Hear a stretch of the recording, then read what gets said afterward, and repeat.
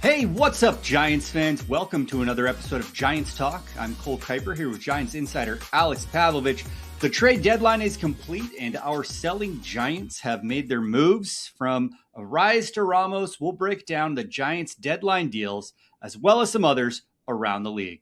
Before we get started, Giants Talk is presented by Mancini Sleep World. Get moving towards better sleep at Mancini Sleep World. We guarantee the best priced and free next day delivery at Mancini's. Stop by or visit sleepworld.com to see what's currently available. Okay, Alex, it's been a busy day.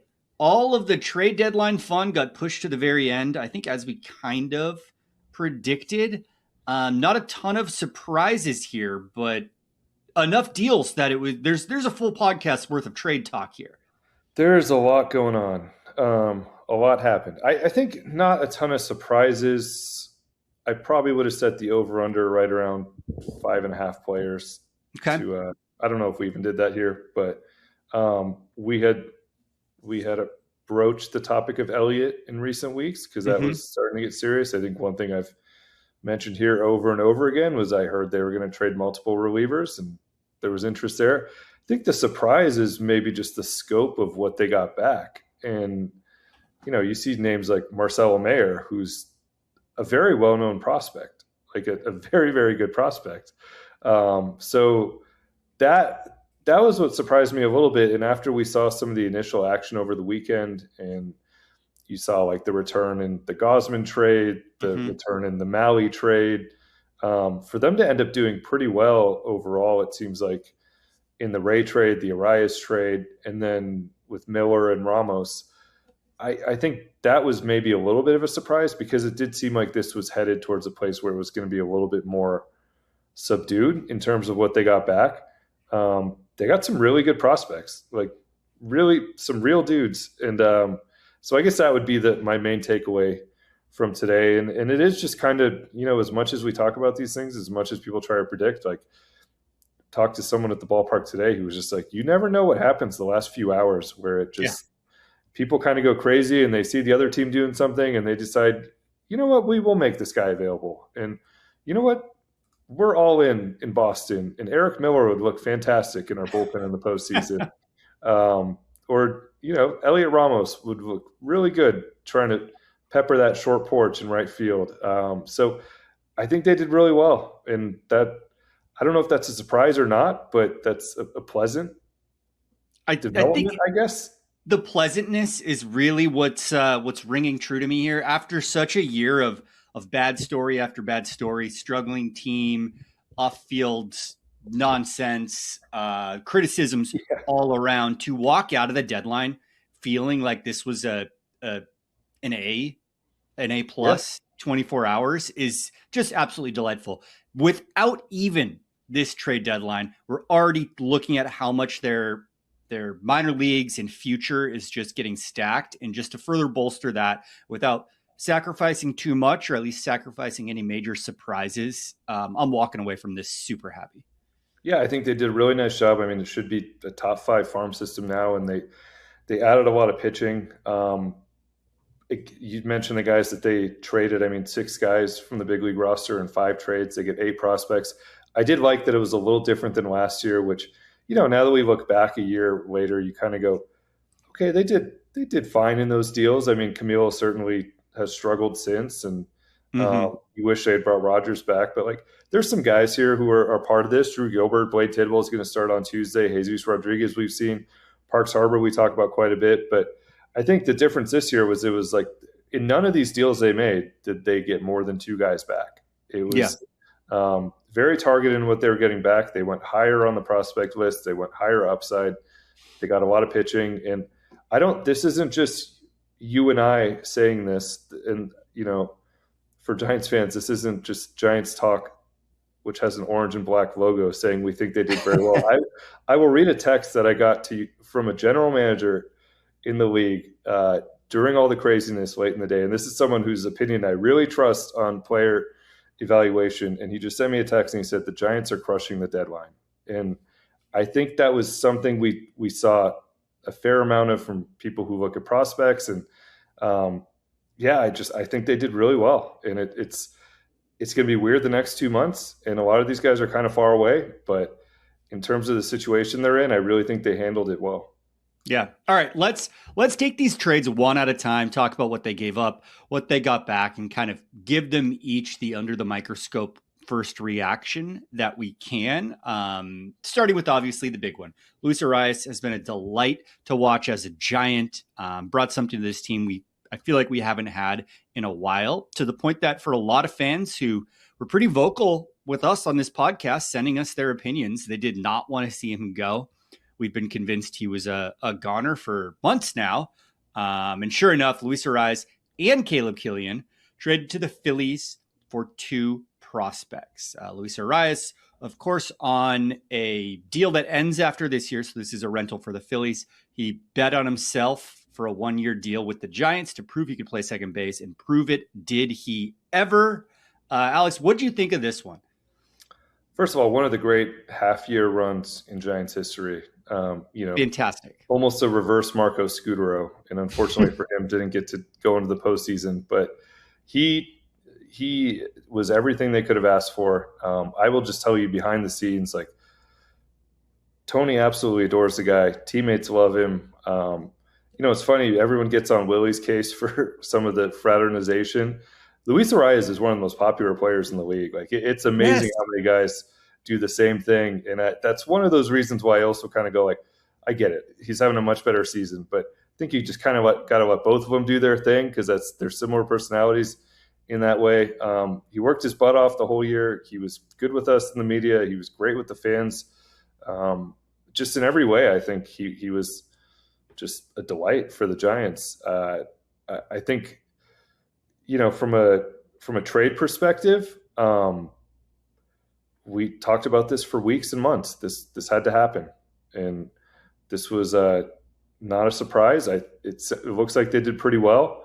You get a guy who's a top 5 prospect in Philly's system, and somebody who from what I've heard, they think the Giants think he's their second best pitching prospect right now, behind Jackson Flora, and certainly they have some other guys there who are intriguing. So I think they did well in this one. And then you get a right-handed reliever who throws 102, and those are the kind of guys we've talked about. Like, add starting pitching and then add guys who can be in camp next year, and you never know. And we'll get to the Erik Miller thing, but like, Erik Miller is a guy who hasn't stayed healthy, has trouble throwing strikes a whole lot.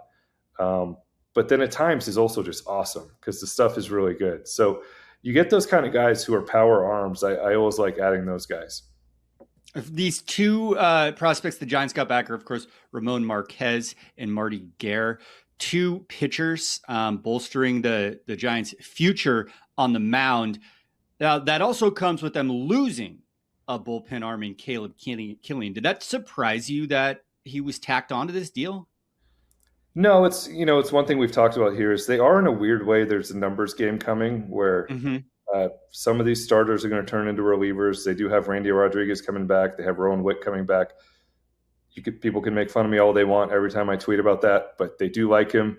Jose Buto is going to be back next year. So you just have a bunch of guys who are in this similar mix. And when you have a chance to, capitalize on what was ultimately a good signing, Caleb Killian, a non-roster invitee, and really struggled in the 9th inning and was really, really, really good outside of the 9th. So I think they had a chance to capitalize and throw him in here and get a better return. And the goal in the offseason is now to go find the next Caleb Killian, which is not impossible. And that should be part of this. So not surprised. I think that for them was part of getting a bit of a better return from Philadelphia.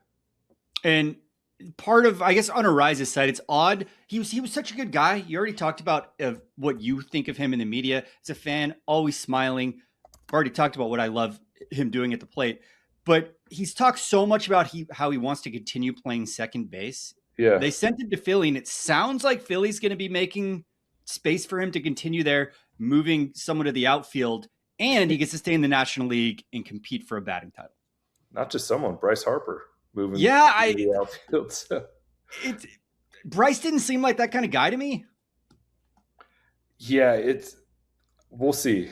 I think I really like that fit for him because, there's a bunch of swing and miss guys in that lineup. And you put him in the middle of that, I think they're going to love him in the postseason. But positionally it is a little bit tricky. But the good news for him, he gets to play second base, which was very important to him. He does get to compete for a batting title, which is somewhat important as well.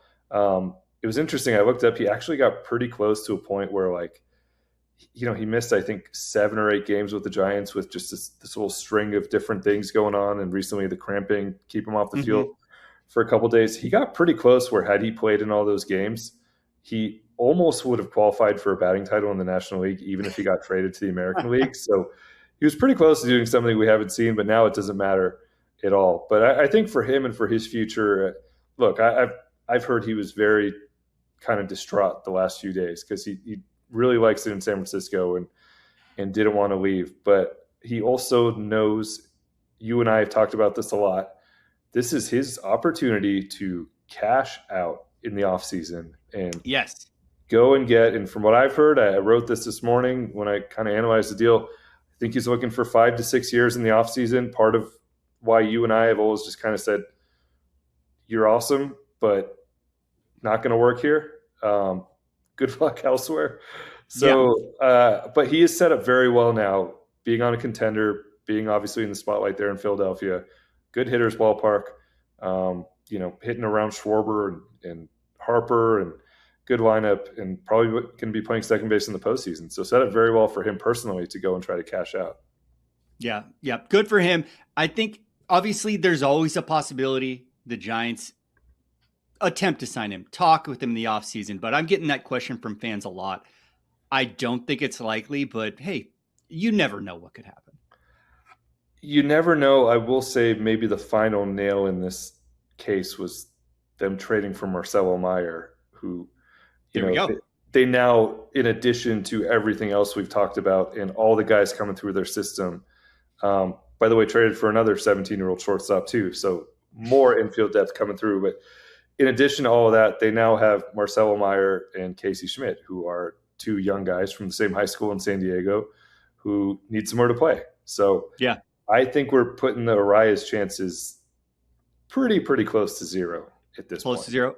I guess if any of these guys were to just randomly be lightning in a bottle, it would be the guy from the Red Sox, just because that's how baseball karma seems to happen. Yeah, it could be. Well, I mean, he's injured right now, but there's a lot that can happen for Luis Arráez here. But I think this was pretty blocked up before, and now it's even more blocked up. We'll get to the Erik Miller trade later on. Next, let's talk Heliot Ramos, the Giants' first homegrown all-star outfielder in, I think, 2,000 years is what the number was. 2017 first-round pick, first righty to hit a splash hit. He had all kinds of accolades as a Giant, and he is now shipping off to New York City to join the Yankees, which he seems pretty pleased about. Yeah, Heliot's always fired up. So it was, but he was very happy to go to New York. Great spot for him. Like, just one, I think, he's an energy guy. I saw somebody tweeted he's like for sure going to have a huge postseason moment in New York, and everyone's going to be talking about Heliot Ramos. I'm like, yeah, I can see that. But just from like his hitting style, he's an opposite field guy. He likes to go to right field. We know he had the splash hit. That right field there is like 40 feet away from second base. So a great fit for him in that regard. And then, one thing, just talking to guys today, and it was a weird vibe at the ballpark. And, I think it was a tough day for Logan in particular. And talking to some guys before the game, like there really was a sense from some of the veterans, like, hey, this season's going really poorly and Buster's going to do a lot. And I think some of the guys in there were like, you going to end up in the playoff race? Is this guy going to end up in a playoff race? And Luis Arráez is now competing with Robbie Ray for a wild card spot in the National League. Heliot Ramos going to the American League. All these guys ended up in good spots, and I do think there was some excitement. And I heard there was a couple guys in that clubhouse who thought they might be traded to contenders and didn't end up being the case. And they're like, oh, okay, well, I guess we'll ride it out here the rest of this year. So not going to give Alex that quote that I'm disappointed, but yeah, it's nothing too crazy, but just like, look, the record is what it is. And I do think especially I thought about this when I saw how excited Heliot was. Like, they still are the New York Yankees, so Yes. he's going to be a New York Yankee on Tuesday. Like, that's a pretty cool thing for any baseball player. So yeah, he was definitely excited. Again, a deal where it seems like they, did a pretty nice job, get a high upside lefty, and then Jeff Kent's son, which is hilarious, but Incredible. they legitimately like him. They said, Buster said during a call with reporters that they were a few picks away from getting him in the draft last year and missed out then. So he's someone they've liked for a while. He's somebody who wanted to play for Tony in Tennessee. A lot of ties there, and now we have a Bonds and a Kent back in. I don't know if that's good or bad, but I think it is magic. And you know what? I think Darren Baker is a free agent if they want to round that out and just completely collect the early 2000s, late 90s vibes. But yeah, you mentioned Caden Kent, infielder, and Henry Lalane, left-handed pitcher. So that's the return on Heliot Ramos. And also worth noting, Alex, the opening day left fielder streak is back. And really wide open. Why we could be starting a whole new record-breaking one. I mean, you could tell me it's Barracoto, it's Schmidt, it's Grant McRae, Jung-Hoo Lee moving to the other side. This outfield is someone pointed out post-game that Jung-Hoo Lee's now the veteran in this outfield, and it was like, oh, yeah, he is. Like, it's just it's wild I looked this up during the game. Casey Schmidt's the longest tenured position player on the roster and the only one who was there before the start of 2024. So for all the jokes we've made about Farhan over the years, like, this is almost more roster upheaval than even he went through. Like, it is, they are starting from scratch in a lot of ways here. And you look at the outfield and they kind of thought they had this plan with Bader and Lee and Ramos, and it has not gone according to plan. So yeah, for a lot of reasons, but I know we're not doing game talk on today's episode because it's trade deadline heavy, but you mentioned Jung-Hoo Lee. Have a day on both sides. Incredible out there. Yeah, he all of a sudden was like the veteran. So yeah, I mean, he literally is surrounded not just in the outfield, but the entire lineup. Like, Nate Furman hits leadoff today, his first big league start. Like, it was a lineup card that I wish someone would give to me. Like, I don't know where it is. Yeah. I would like this lineup card for keeping. Frame that in your office. Heliot Ramos, I think, is the main name on this list that hits some fans hard because he's been one of those homegrown guys with the team for so long. I think for some people this is up there with like Mike Yastrzemski as guys that were painful to see go. And maybe the one that of all the guys who got traded that indicated most that this was a rebuild, a full sale. Everyone else was excusable just in the sense that this is a bad year. Yeah. I think I saw some columns about this being a rebuild. I could not disagree more. Really? Yeah. A rebuild is Logan Webb, and a rebuild is eating a soft rebuild, a gentle rebuild. Yeah. A rebuild's a deniable rebuild. It's a bit of a reset. So you can call it a soft rebuild, but it is, I don't think it was that. And I think, this is actually just kind of what happens a lot when guys start getting in their arbitration years, which Heliot will be in next year, and you start getting more expensive, and you look around and you go, we really like him. He's a great guy. He's homegrown. Could Victor Barracoto do 80% of this for like a major league minimum, or can you go find someone in the offseason, or is Bo Davidson or Dakota Jordan or somebody next spring? Is it Parks Harbor? Mm-hmm. So I do think he just got to a situation where he was going to, and this is similar a little bit to Patrick Bailey. Like, Patrick Bailey was going to start to get a little bit expensive compared to where he's been. And they went, well, we can replace that with Suzak. And I don't think they thought Kavanaugh would be part of that, but they ultimately kind of have replaced it. So I think as much as I like Heliot and I think he's a really talented player, I do think they can mostly replicate what he gives them, especially corner outfield. Like, it is just a spot that you can put a lot of different guys. And look, what if Marcelo Mayer ends up being terrific and you need, all of a sudden we're having this conversation again. Where do you put Casey Schmidt? Maybe you put him in left field. You're probably getting more out there than you were anyway. So I think that's where that went. And they ended up getting a good deal for him. And similar to like Erik Miller, like they can replicate a lot of what Erik Miller brings if some of these guys, whether it's Henches or maybe it's Wisenhunt or somebody else, you can kind of replicate a lot of that and you end up getting a really good prospect in return. So I think that was more of where this was in terms of why they made some of those moves. Next one on the list, Robbie Ray. You are now a San Diego Padre. Turns out your start the other day was a tryout. Yeah. The rare in-division NL West trade. But again, he gets to compete. You know, one of the bummers of the season is it's in-division. You just kind of go, okay.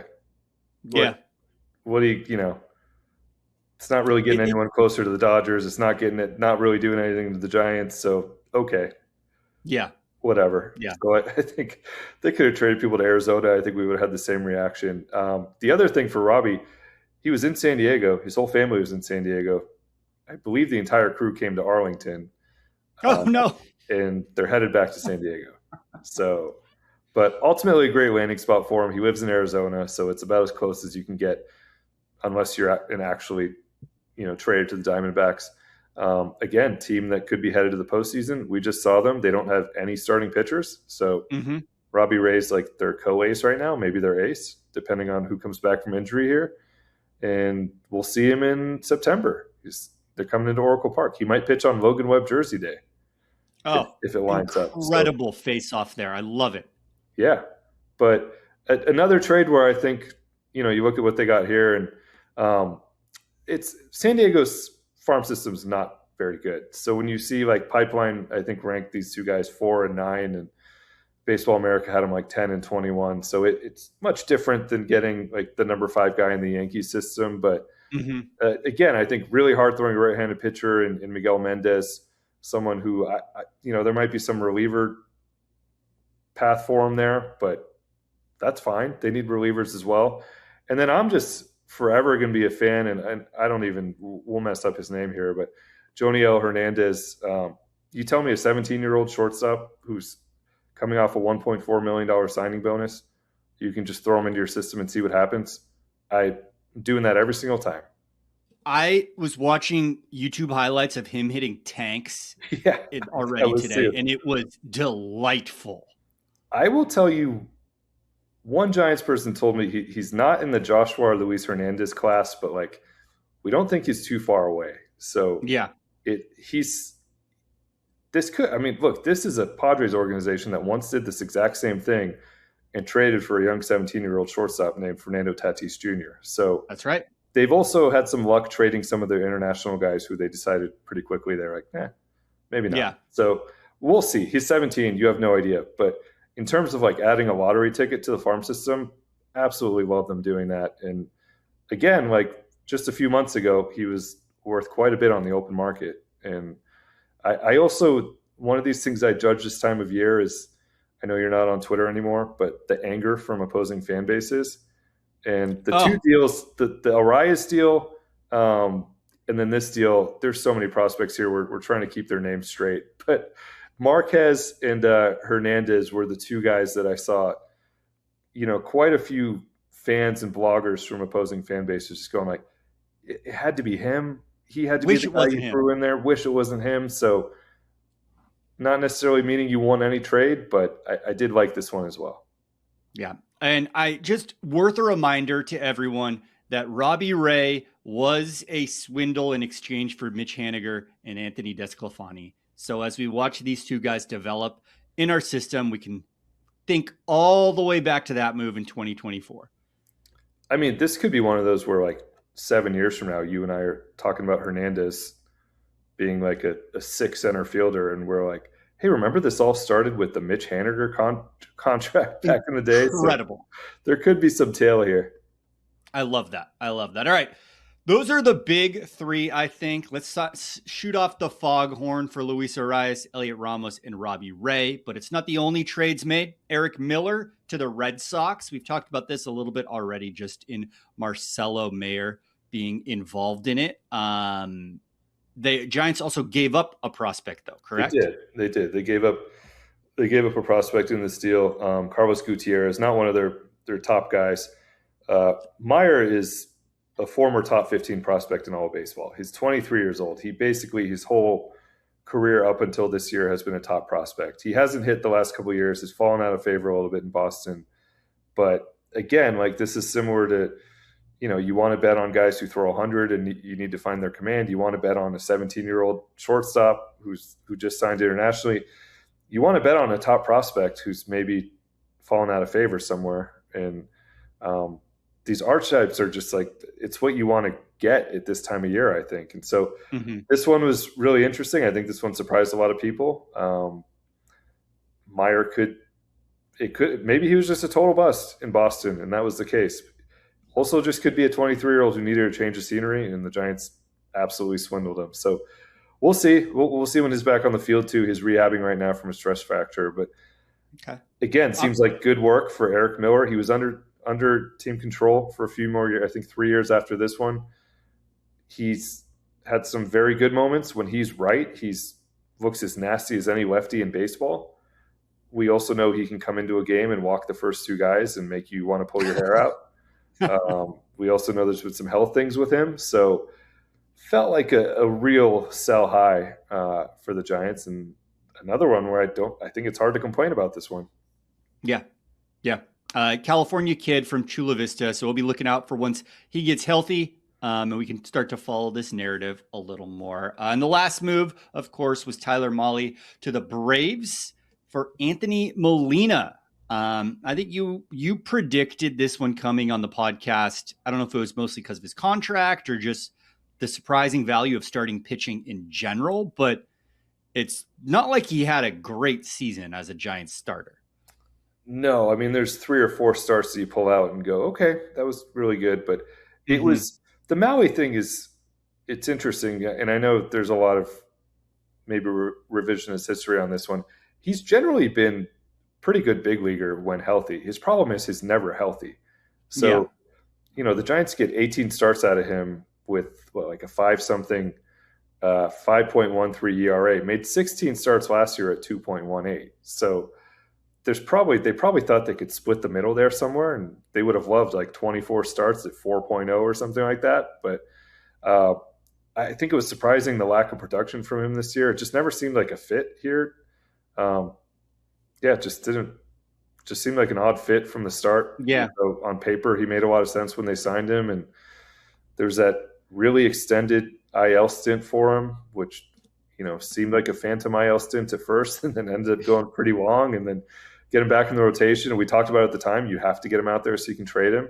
Not a whole lot here. They save a couple $1 million and you get him in a better situation. And just another one where Molina's, a hard throwing guy. He's 6.89 ERA in the big leagues, but 2 of his 3 seasons were in Colorado. So you can throw a lot of that out probably. Toss it. But again, a hard throwing guy, probably a reliever, and see where he fits in. I think given that he's been in the big leagues for the last 3 seasons, I think we'll probably see him in the next few weeks, and we'll take a look at it. But we have seen him before, right? His last appearance was against the Giants. I'll just leave it at that. Yeah, we don't need to remind anyone what happened there. Willy Adames took him deep to dead center in Atlanta.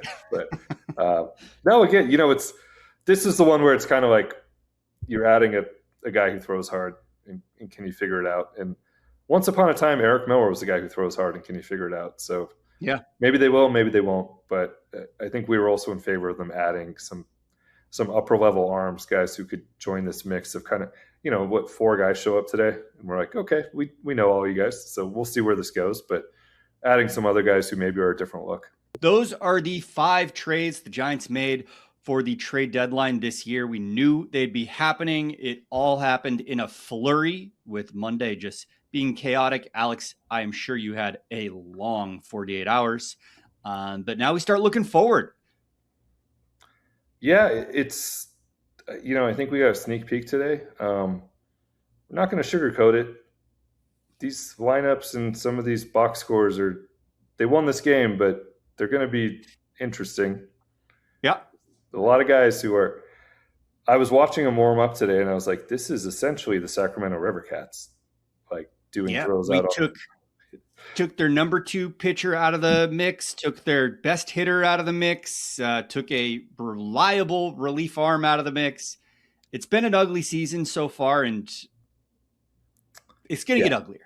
I mean, it is your starting second baseman, your starting left fielder, 2 of the 3 experienced starters in your rotation, and 2 of the better guys in your bullpen.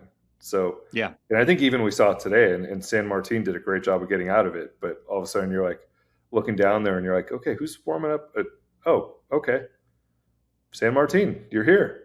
Pitch a 9th. So we've seen a lot of Asalevas Basabe. That's been good the last few days. But this is going to be – there's a lot coming through the system all of a sudden. But a lot of the guys they got today included are a little bit lower down the food chain. And unfortunately, like somebody like Casey Schmidt would have been fun to follow in the second half. He's had surgery. Matt Chapman's, pretty far behind where they thought he would be. So we're going to see a lot of these lineups. And from a pitching perspective, I think that's really where it's going to get. I mean, you have Logan, who I would imagine at some point they're probably going to be like, okay, good year. You're not going to compete for a Cy Young this year. Let's maybe not push it too far. Yeah, don't tax that arm too much. Yeah, don't tax it. Landon Roop's already passed his career high in innings. Carson Wisenhunt, velocity is down. We'll see where that goes with him. Blade Tidwell will start on Tuesday. Adrian Hauser is probably going to have an opener for him on Wednesday. So this is going to be a true day-to-day pitching situation, I think, except for the one guy at the top. And Landon when he's good, but they also have to watch his innings the rest of the year. So it's going to be interesting for Tony Vitello. Exactly the word I was going to say. It's going to be interesting. And I will say this here, and I know they're thinking about it, and I hope they do it. There's a real opportunity here to have some bullpen games, have some openers, mix it up a little bit, see what some of these guys do in different roles. It's not the worst thing in the world. You just lost a series to the Padres, who basically had no rotation the entire weekend. So I think there's an opportunity here to experiment a little bit. See if some of these guys, maybe if they're not a true starter, maybe they're a 3-inning guy out of the bullpen, maybe they're a reliever. So I think that's going to be needed. Before we move on from the deals, I would like to pepper in one mailbag question from a listener I got today from Bryce. Bryce asks, was wondering when we will know where the prospects traded at the deadline will be updated in our prospect rankings. Same goes for Flora and Bowman. When will we know where they land for us? Alex, I think you sent out an update for some of these guys. Is this all like a immediate thing? I think a few of these guys, looking at this morning, it was also such a crazy day that I think sometimes there's a little break and people can add. Marquez got added, I think, to MLB Pipeline's list at number 7. So you can do that. But these things are not, to be honest, I don't have a good answer here. Some of these things seem pretty random. Guys I don't know if the rule for some of them is that they have to actually make their debut instead of just signing until they put a Jackson Flora on the list or a Bowman or Wechter or whoever. But I do think some of these things are pretty random. And then you get to, usually after the deadline, we get some second half updates. I think that the real exciting one for the Giants is going to be offseason stuff. And then going into next year is where you're going to start to see Joshua Gonzalez, Luis Hernandez, who's been excellent in A-ball so far. You're going to start to see those guys really high on lists. And as there's graduations here, and I think as people get a full sense of the Giants draft and their trade deadline, we probably couldn't ask for much more in the last month in terms of adding to the system. So I think that's going to be the exciting part is in the offseason or, usually around January, February, where you start seeing where farm systems rank. This is going to be as high as they've been in a long time. And all right. And they're headed in a good direction. I pulled the list from the Giants website or the MLB website, and we had 5 of these guys they got today in the top 25 Giants prospects: Marquez, Lalani, Mendez, Hernandez, and son of Hall of Famer Jeff Kent, Caden Kent. There you go. So, and I think Pipeline hasn't added the other list updated soon. Yeah, I don't think Pipeline's added the draft guys yet. So there's a lot that's been added over the last month, and they're also not really going to have – they're in an interesting spot because they have a good farm system. They're not really going to have graduations the rest of this year. almost all of these guys are in the low minors. And even their best guys, Davidson, those guys are going to have cameos in the big leagues, maybe not a full like 2 months. So I think as people kind of step back and put these lists together next year, they're going to be ranked really high. Now they need like a full rotation in the offseason to go out and get, but in terms of the future that they're set up pretty well. We love to hear it. All right. In addition to the moves made, obviously when you take some big league players off your team, you got to replenish that roster with others. Alex, Giants made a bunch of moves Monday. We'll continue to make moves, I hope. Yeah. Can you break down what the corresponding moves for these trade deadline deals are? They actually played a man short on Monday, which didn't matter because the Rangers made 17 errors. And could you imagine the 2021 Giants' reaction to doing that? To this game? No, to playing a man short. Oh, yeah, they would have had multiple taxi. They were an outfielder short today. There will be an outfielder here on Tuesday. Jonah Cox probably makes the most sense as rehabbing, but we'll see where that goes. But Blade Tidwell, Carson Seymour, Ryver San Martin, Tristan Beck, and old friend Buddy Kennedy, who got claimed. He's back. He's kind of doing the opposite of last year when he was on the Blue Jays and the Dodgers. He's on the Giants and the Mariners this year. So all right, probably not going to be watching the World Series as closely as maybe he was a year ago. Yep, that's fair. He's back. A lot of new guys that we haven't, I think this didn't really set up well for emergency podcasts. So we've been off for a little bit, but like Batabe's in the mix. Nate Furman's up here. We'll see who else joins, but yeah, a lot of new faces. New faces indeed. All right. Giants weren't the only ones making deals today. We want to talk a little bit about trades that happened around the league, plus a few other non-deadline topics to round out today's episode. Before we go any further, though, Giants Talk is presented by Mancini's Sleep World. A good mattress can improve your posture, reduce back pain, and even help with allergies. Studies show that getting a great night's sleep improves mood, memory, and productivity. A trip to Mancini's Sleep World can set you up for your best rest yet. Stop by or visit sleepworld.com to see what's currently available. All right, Alex, we have some trades involving old friends and trades involving new enemies made. Let's start with Camilo Doval, last year's trade deadline move. He's now a Pittsburgh Pirate. 4.63 ERA in New York in 1 year. Gave up a home run in his first appearance for the Pirates. So has not gone very well for Camilo over the last calendar year. When he was Camilo Doval, the guy, he just didn't even compare to this current version of him. Like, do you remember them checking his pulse? It was in San Diego, I think. And I actually had this thought when we were in San Diego, because I think it was the third game where Mason Miller came out of the bullpen for a night game. And it was just like, oh, yeah, light shows. Like, these are cool. Remember when we thought we might have a cool light show at Oracle Park at some point and just didn't happen. We don't even have candidates for it.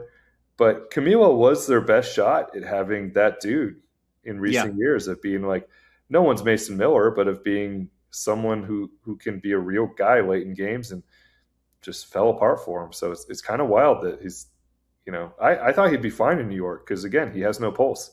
And exactly. It also seemed like he was bored at times in San Francisco and maybe just wanted to be pitching in bigger games, but not the case. Well, we'll see if the city of Pittsburgh does it for him. New York's not high stakes enough. Welcome to Pennsylvania, buddy. Maybe there's a middle ground for him. So, yeah. Yeah, Chicago. Yeah. Speaking of Chicago, our old beloved Kevin Gausman, the one that got away, is now a Chicago Cub. Despite being in the postseason last year, Blue Jays ended up in sell mode in 2026, moved Gausman. So great to see him still in a space where he can compete. I will always root for Kevin Gausman. Happy for him. We'll always root for him as well. One of my favorites that's come through in recent years. Thought of him today because Robbie Ray gets traded, and you kind of start going through the list of guys that Logan has pitched with that have, Gausman, Robbie Ray, Blake Snell, Carlos Rodon, like pretty long list now of really good pitchers he's been paired up with, and just long term hasn't worked for any of them. But he was great in Toronto, and fun spot for him to spend the rest of the year. Yeah, he'll enjoy that. Joey Bart continues his travels. He's traded from the Braves to Chicago as well, this time to the White Sox. I was about to say the first place White Sox. Are they still in first? They might be. Poor Joey was so excited to get back to Georgia. And they are. They're in first. Yeah, sorry, Joey. You get traded home and you get flipped to the White Sox. Off he goes. So yeah. The AL Central is one of those divisions that is just, they're scuffling it, we'll say, compared to some of the others. White Sox are in first. Guardians are in second, practically at 500. I think a couple months ago we made the joke that if only the Giants could be in the AL Central, and I don't think that qualifies anymore. I think I don't know that there's any division you could put them in. And, of course, the trade that was on everyone's head for the past, what feels like 2 weeks, but really 2 days. Tarik Skubal traded to the Los Angeles Dodgers, something that shouldn't have been as predictable as it was. I don't think anyone was shocked or surprised. There was a time where this happening would have sent chills down my spine. I would have been talking smack with my Dodgers fan friends. But I think that part of me died. You know what? I think even the Giants feel the same way. There was kind of a collective shrug. Yeah, okay, of course. I figured this would happen. I will say, we make this joke a lot about Dodgers prospects. This felt like the fakest, good package they could put together. And I know everyone's made this connection, but River Ryan's 28 years old, is never healthy, and Zaire Hope is not their top outfield prospect. And I wish the best for the Detroit Tigers, but I don't know. This feels like one of those where you look back and you go, they got him for who? I'm confused why no one else even tried. Obviously, the Giants weren't in the mix, but did Scott Harris just queue up to betray the Giants like this, or was no one else making offers? I mean, Skubal even said that himself. It sounded like, from what I was reading today, that they had a pretty good idea, and I actually kind of agree with Scott here that you kind of know what teams you can deal with in this type of situation. And he said this to Detroit writers today, and he's like, we kind of knew the best offer from everybody, and this was the best we were going to do. So I hope he fleeced him. I like Scott. Doesn't seem like it. I hope he fleeced him, but people didn't seem to love that deal. So, and of course, it's a Dodger. So I don't really know what to tell Giants fans in that case. I don't know what to tell you. And I think that the stink on it further is that it seems just as obvious as this deal was that he is going to sign a long-term deal there, no matter who he was traded to this trade deadline. So get used to seeing that. I saw some suspicion that they might try to extend him before the new rules go into place and they grandfathered in. That would not go over well. So we'll see where this goes, but this kind of matches up to what everybody thought. Yeah. There was a bit of outrage from fans. Giants fans, not so much. I think most people have had that part of the rivalry killed, like me. But what do you think this means for lockout? I saw a lot of people talking about this is why next season's going to be ruined. You guys did this. I saw a lot of national media writers chiming in with the tut, it's not that big of a deal. I do hate that. I do too.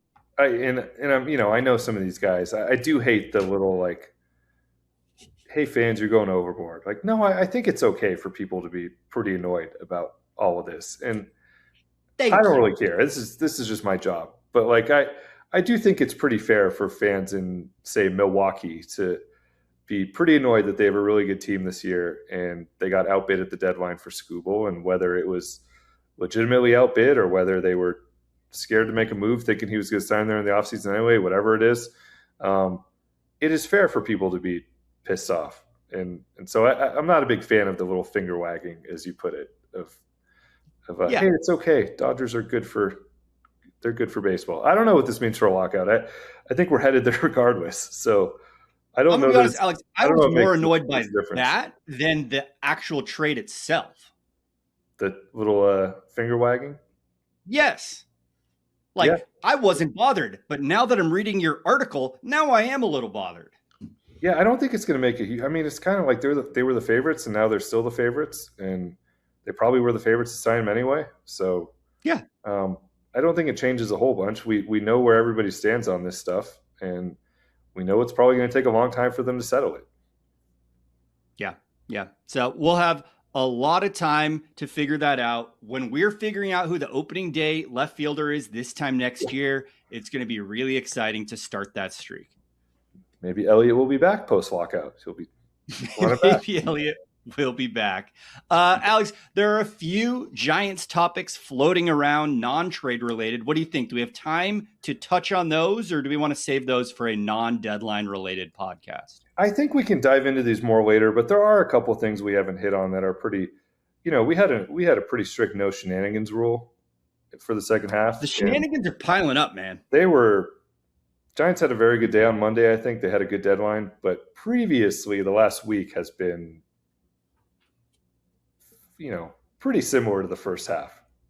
Very, very encompassing of the first half. We, of course, have Harrison Bader. The story continues to have legs. You were the first one I saw bring up the whole, this was something that happened in the middle of the night angle that now is kind of the centerpiece of the whole situation, plus the news coming out that this same exact thing happened in college. Mm-hmm. Giants now looking into suspending payment. I don't really know the logistics of how this works. Do you just say hey, we're not paying you, let's take it to court? Is the union involved?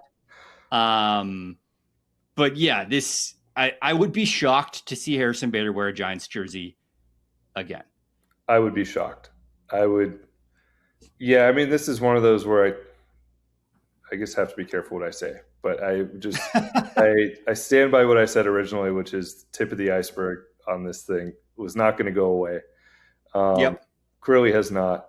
I do think this year might be a little bit.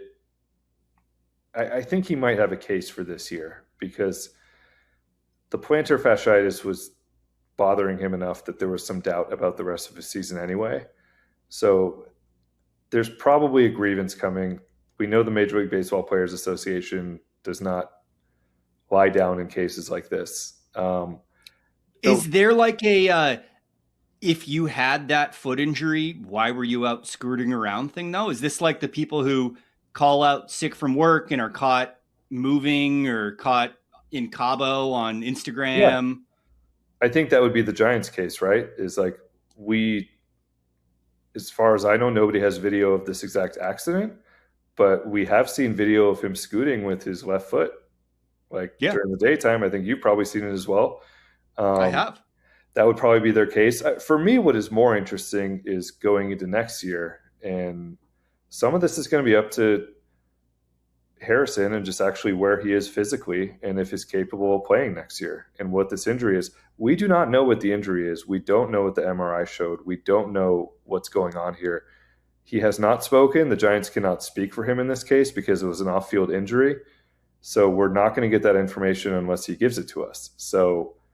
And I don't think we're going to see him again this year. So I don't know that we're going to get any answers on this, but I do think this is set up to be a pretty fascinating fight between the Giants and the guy who was supposed to be their center fielder, because he is owed $10 million next year. And to your original point, really hard to see him wearing a Giants uniform again.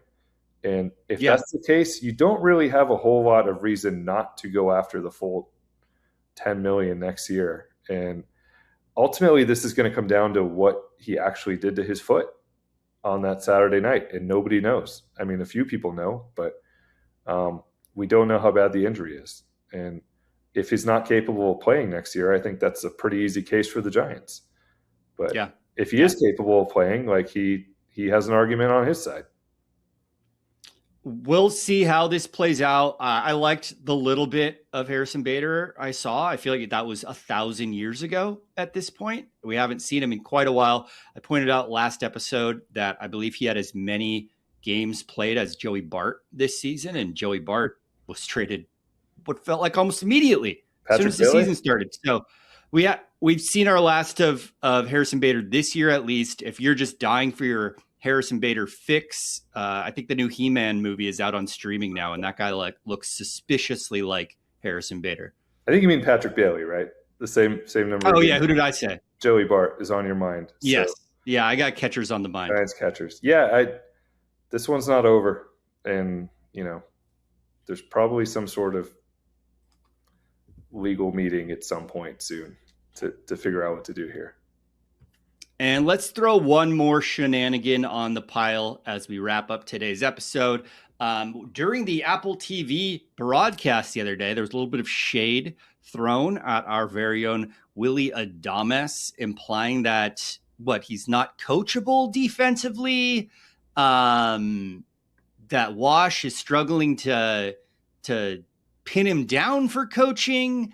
Whatever was officially said, obviously Tony Vitello took offense to it. Yes, he took very personally, and he gave his usual injury updates the next day, and then he said, I have something I want to say, and he went off and called it BS. This falls in the category of many other things that have happened this year, a self-inflicted wound from the Giants that was really unnecessary. It was just, too much was said. Yep. Not hard to connect dots here.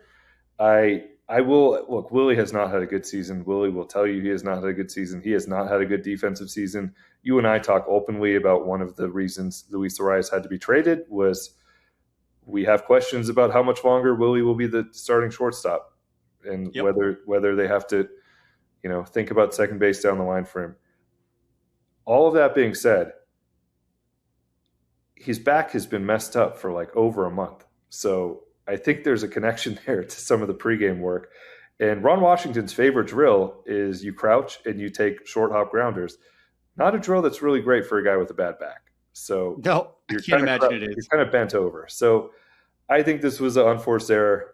I think Tony's probably right in this case that it's a difficult one for Willie to put the work in on. And there's questions about, and we have a mailbag question. Maybe we can dig into this more next episode about, why is he playing through this and things like that. But look, that's a different issue than putting the work in. So, But yeah, another unforced error, another case where they just made it really easy for people to get angry about something where, didn't need to be that way. So, question, Alex, what do you think about flipping our stance on shenanigans the rest of the season? Now that they've surrendered, now that they've sold, we're looking forward to the future. Can we just be green light for shenanigans? Just more? Just more. If that's what the year's going to be, who am I to tell the baseball gods we don't want this? I don't know what back in the day it would have been how many times a week can you be in Deadspin? I don't know what the comparison is these days, but when Twitter was a big deal, how many times can you trend nationally? Look, there's going to be more. This is one thing we know about the 2026 Giants. They're not done. There's something else will happen. I think everyone could use a 2-week little break here. So okay, that's fair. Just a little 2-week break. So people are pretty excited about the deadline. Next big one. Yeah, so people are happy with the prospects. It's just a little 2-week break here from self-inflicted wounds. Well, if the shenanigans are taking a break, if the self-inflicted wounds are taking a break, Giants Talk is not. Second half of the season is here. Deadline is over. We're going to be talking what this means for the rest of the year. A lot of baseball still left to play. Can they do it in a creative way that keeps the fans coming? Giants Talk will be here until the end. In the meantime, don't forget to subscribe wherever you listen to your podcasts. Give us a glowing review if you're a fan. Skip the review if you're not. Go buy Alex's book, buy Dusty Baker's book. Do all of the things, and we'll be back with another episode after this Rangers series.